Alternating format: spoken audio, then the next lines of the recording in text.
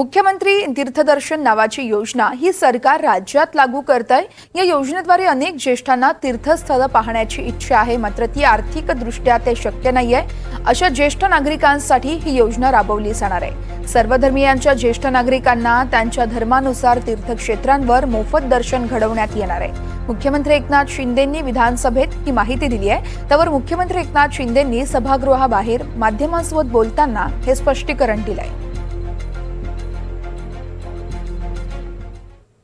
सभागृहामध्ये आमदार प्रताप सरनाईक यांनी एक लक्षवेधी आणली होती आणि या लक्षवेधीमध्ये जे ज्येष्ठ नागरिक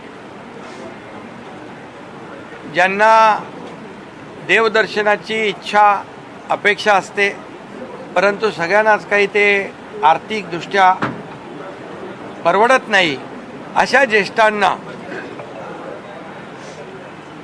राज्य सरकारच्या वतीने मुख्यमंत्री तीर्थदर्शन योजना सुरू करावी अशी मागणी होती।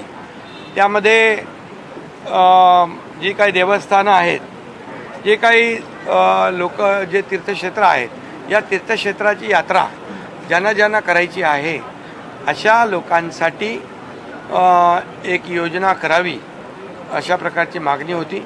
सरकार हे सर्वसामान्यांचं आहे।